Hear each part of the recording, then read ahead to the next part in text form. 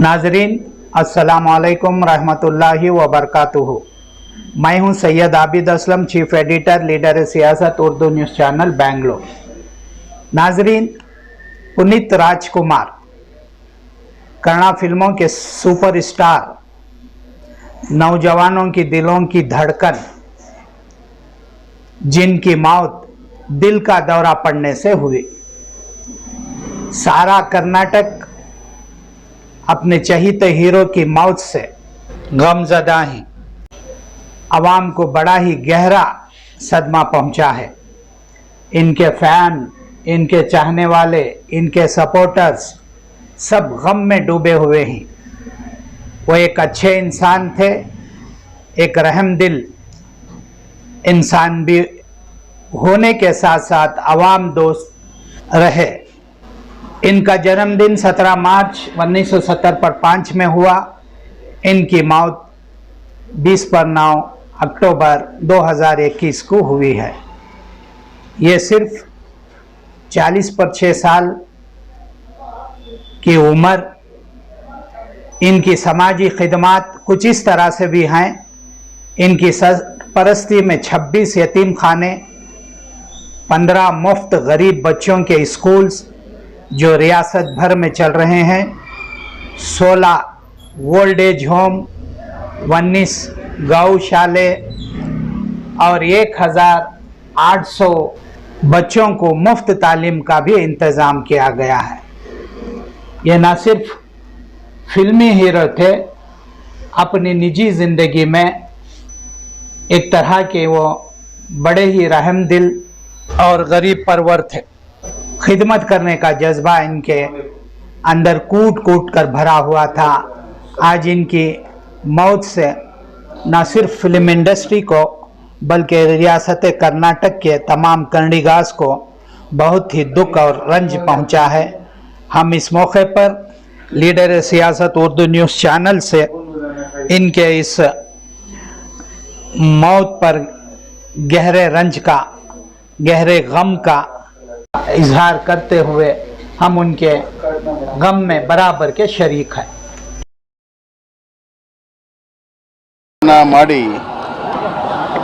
ಮಾಡಿದ ನಂತರ ಸ್ವಲ್ಪ ಸುಸ್ತಾಗಿದೆ ಅನ್ನುವಂಥ ಒಂದು ಕಂಪ್ಲೇಂಟನ್ನು ಮಾಡಿದರು. ಅದಾದಮೇಲೆ ಅವರ ಫ್ಯಾಮಿಲಿ ಡಾಕ್ಟ್ರಿಗೆ ತೋರಿಸಿ ಹಾರ್ಟ್ ಕಂಡೀಷನ್ ಭಾಳ ಕ್ರಿಟಿಕಲ್ ಇದೆ ಅಂತ ಅವರು ಈ ವಿಕ್ರಮ್ ಹಾಸ್ಪಿಟಲ್ ರೆಫರ್ ಮಾಡಿದರು. ಇಲ್ಲಿ ಬಂದ ಮೇಲೆ ರಿವೈವ್ ಮಾಡೋದಕ್ಕೆ ಎಲ್ಲ ರೀತಿಯ ಪ್ರಯತ್ನಗಳು ಕೂಡ ನಡೆದರೂ ಕೂಡ ಉಳಿಸ್ಕೊಳ್ಳೋಕ್ಕಾಗಲಿಲ್ಲ. ನಮಗೆ ಡಾಕ್ಟ್ರುಗಳು ಸರ್ವ ಪ್ರಯತ್ನ ಮಾಡಿದ್ರು ಉಳಿಸ್ಕೊಳ್ಳೋಕ್ಕಾಗಲಿಲ್ಲ. ಅತ್ಯಂತ ಕಿರಿಯ ವಯಸ್ಸಿನಲ್ಲಿ ದೊಡ್ಡ ಸಾಧನೆ ಮಾಡಿರುವಂಥ ಒಬ್ಬ ಮೇರು ನಟನನ್ನು ಕರ್ನಾಟಕ ಕಳ್ಕೊಂಡಿದೆ ಪುನೀತ್ ರಾಜ್ಕುಮಾರಲ್ಲಿ. ಅವರ ಕುಟುಂಬದವರು ಎಲ್ಲರೂ ಕೂಡ ದುಃಖದಲ್ಲಿದ್ದಾರೆ. ಇಡೀ ಕರ್ನಾಟಕ ಜನ ದುಃಖ ತಪ್ಪದಲ್ಲಿದ್ದಾರೆ. ಯುವಕರ ಒಂದು ಕಣ್ಮಣಿಯಾಗಿದ್ದರು, ಯೂತ್ ಐಕಾನ್ ಆಗಿದ್ದರು, ಯುವಕರ ಕಣ್ಮಣಿಯಾಗಿದ್ದರು, ಐಕಾನ್ ಆಗಿದ್ದರು. ಅವರ ಸಣ್ಣ ವಯಸ್ಸಿನಲ್ಲಿ ಭಾಳ ದೊಡ್ಡ ಸಾಧನೆ ಆಗಿತ್ತು. ವಿಪರ್ಯಾಸ ಏನು ಅಂದರೆ ನಿನ್ನೆ ಅವರು ಎಲ್ಲರ ಜೊತೆಗೂ ಶಿವರಾಜ್ ರಾಜ್ಕುಮಾರ್ ಯಶ್ ಜೊತೆಗೆ ಬಜರಂಗಿ ಬಿಡುಗಡೆ ಸಂದರ್ಭದಲ್ಲಿ ಭಾಗವಹಿಸಿದರು, ಡ್ಯಾನ್ಸ್ ಕೂಡ ಮಾಡಿದ್ರು. ನನಗೆ ನಿನ್ನೆ ಫೋನ್ ಮಾಡಿ ಮಾತನಾಡಿ ಇವತ್ತು ಸಮಯ ನಿಗದಿಯಾಗಿತ್ತು ಅವ್ರು ಭೇಟಿಯಾಗೋದಕ್ಕೆ. ನವೆಂಬರ್ 1ರಂದು ಅವರ ವೆಬ್ಸೈಟನ್ನು ಇನಾಗ್ರೇಷನ್ ಮಾಡಬೇಕು ಅಂತ ಹೇಳಿ ಇವತ್ತು ನಾನು ಸಮಯ ಅವ್ರಿಗೆ ಬರೋದಕ್ಕೆ ಹೇಳಿದ್ದೆ. ಆದರೆ ವಿಧಿ ಅವ್ರನ್ನ ಬೇರೆ ಕಡೆ ಕಳ್ಕೊಂಡು ಹೋಗಿದೆ. ನಾನು ಅವ್ರನ್ನ ಭೇಟಿಯಾಗೋಕ್ಕಾಗಲಿಲ್ಲ. ಭಾಳ ದೊಡ್ಡ ಆಘಾತ ಆಗಿದೆ. ಕಲಾರಂಗಕ್ಕೆ ಭಾಳ ದೊಡ್ಡ ನಷ್ಟ ಆಗಿದೆ ಮತ್ತು ಚಿತ್ರರಂಗಕ್ಕೆ ಒಬ್ಬ ನಾಯಕ ನಟನ ಅಷ್ಟೇ ಅಲ್ಲ, ಒಬ್ಬ ನಾಯಕತ್ವವಿರುವಂಥ ವ್ಯಕ್ತಿಯನ್ನು ನಾವು ಇವತ್ತೆಲ್ಲರೂ ಸೇರಿ ಕಳ್ಕೊಂಡಿದ್ದೇವೆ. ಡಾಕ್ಟರ್ ರಾಜ್ಕುಮಾರ್ ಅವರ ಒಂದು ಸಂಸ್ಕಾರದಲ್ಲಿ ಅವರು ಬೆಳೆದಿದ್ದರು.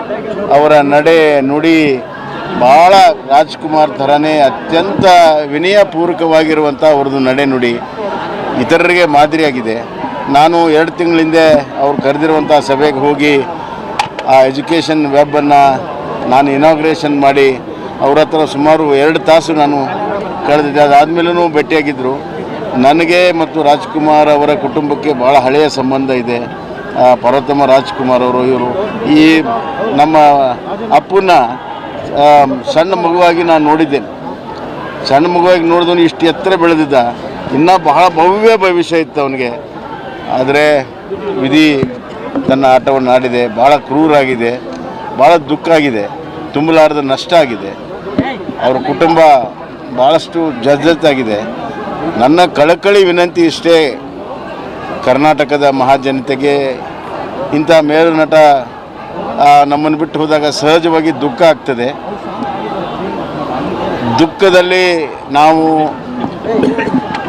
ಎಲ್ಲಿ ಯಾವುದೇ ರೀತಿಯ ಎಮೋಷನಲ್ಗೆ ಒಳಗಾಗದೆ ಸಂಯಮವನ್ನು ಕಳ್ಕೋಬೇಕು, ಶಾಂತಿಯನ್ನು ಕಾಪಾಡ್ಕೋಬೇಕು. ಅವರಿಗೆ ಗೌರವ, ನಾವು ಶಾಂತಿಯಿಂದ ಅವ್ರನ್ನ ಬೀಳ್ಕೊಟ್ಟಾಗ ಮಾತ್ರ ಅವ್ರಿಗೆ ಗೌರವ ಆಗ್ತದೆ. ಆದ್ದರಿಂದ ಯಾವುದೇ ರೀತಿಯ ಅಹಿತಕರ ಘಟನೆ ನಡೆಯದಂತೆ ಎಲ್ಲರೂ ಕೂಡ ಸಹಕಾರ ಮಾಡಬೇಕು. ನಮ್ಮ ಸರ್ಕಾರ ಸಂಪೂರ್ಣವಾಗಿ ಎಲ್ಲ ವ್ಯವಸ್ಥೆಗಳನ್ನು ಮಾಡ್ತದೆ. ಕಂಠೀರವ ಸ್ಟೇಡಿಯಂನಲ್ಲಿ ಸಾರ್ವಜನಿಕರಿಗೆ ನಾವೆಲ್ಲ ವ್ಯವಸ್ಥೆಗಳನ್ನು ಸಾಯಂಕಾಲದಿಂದ ಮಾಡ್ತೇವೆ. ನಾಳೆ ಇಡೀ ದಿವಸ ಇರ್ತದೆ, ಸಾರ್ವಜನಿಕರಿಗೆ ಲಭ್ಯ ಇರ್ತದೆ. ಹೀಗಾಗಿ ಶಾಂತ ರೀತಿಯಿಂದ ಕಂಠೀರವ ಸ್ಟೇಡಿಯಂನಲ್ಲಿ ಅವರ ದರ್ಶನವನ್ನು ಮಾಡಬೇಕು, ಶಾಂತ ರೀತಿಯಿಂದ ಅವ್ರು ಬೀಳ್ಕೊಡ್ಬೇಕು. ಅದು ನಮ್ಮ ಸಂಸ್ಕೃತಿ. ಆದ್ದರಿಂದ ಎಲ್ಲ ಅವರ ಅಭಿಮಾನಿ ಬಂಧುಗಳಿಗೆ, ಕರ್ನಾಟಕದ ಎಲ್ಲ ಅಭಿಮಾನಿಗಳಿಗೆ ನಾನು ಕೈ ಮುಗಿದು ಹೇಳ್ತೇನೆ, ಶಾಂತಿ ಸುವ್ಯವಸ್ಥೆಯನ್ನು ಕಾಪಾಡಿಕೊಂಡು ಅವರ ದರ್ಶನವನ್ನು ಮಾಡಿ ಗೌರವಪೂರ್ವಕವಾಗಿ ಅವರಿಗೆ ಅಂತಿಮ ನಮನವನ್ನು ಹೇಳೋಣ. ಸರ್ಕಾರ ಆ ಕುಟುಂಬದ ಜೊತೆಗಿದೆ. ಸರ್ಕಾರದ ಮರ್ಯಾದೆಯಲ್ಲಿ, ಗೌರವದಲ್ಲಿ ಅಂತ್ಯಕ್ರಿಯೆಯನ್ನು ಮಾಡುವಂಥ ತೀರ್ಮಾನವನ್ನು ಕೂಡ ನಾವು ಮಾಡಿದ್ದೇವೆ. ಮತ್ತು ಕುಟುಂಬದವರು ಯಾವ ರೀತಿ ಅವರ ಭಾವನೆಗಳಿದೆ ಅದರ ತಕ್ಕ ಹಾಗೆ ಅವರ ಅಂತಿಮ ಕ್ರಿಯೆಯ ಸ್ಥಳವೂ ಕೂಡ ಕುಟುಂಬ ಅವ್ರದ್ದು ಏನು ಹೇಳ್ತಾರೆ ಅದೇ ರೀತಿ ಮಾಡಲು ये कनाडा के एक डायमंड थे. 96 में जब मैं ये इंफॉर्मेशन ब्रॉडकास्टिंग का मिनिस्टर था, मैं खुद डॉक्टर राजकुमार को बाबा साहब फाल्के अवार्ड दिया हूँ.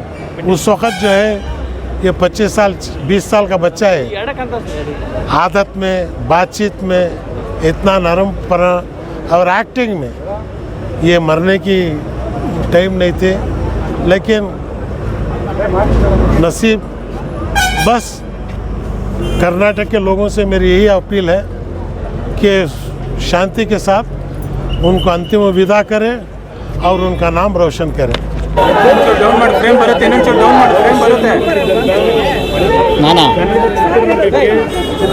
ಇನ್ನೂ ಉತ್ತಮವಾದಂಥ ರೀತಿಯ ಮುಂದೆ ಕೊಡುಗೆಯನ್ನು ಕೊಡಬೇಕಾದಂಥ ಒಬ್ಬ ಆತ್ಮೀಯ ಸ್ನೇಹಿತ ನಮ್ಮನ್ನು ಅಗಲಿರ್ತಕ್ಕಂಥದ್ದು ಈಗಲೂ ಸಹ ಆ ಆಘಾತದಿಂದ ನಾವು ಹೊರಗೆ ಬರಲಿಕ್ಕೆ ಆಗ್ತಾಯಿಲ್ಲ.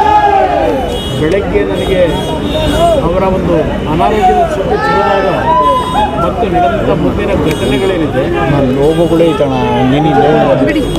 ಲೋಗೋಗಳೇ ಐತಣ ಎಲ್ಲ ಸುದ್ದಿಯನ್ನು ಇವತ್ತು ನಾನು ಕೇಳ್ತೀನಿ ಅಂತಕ್ಕಂಥದ್ದು ಬೆಳೆಸಿರಲಿಲ್ಲ.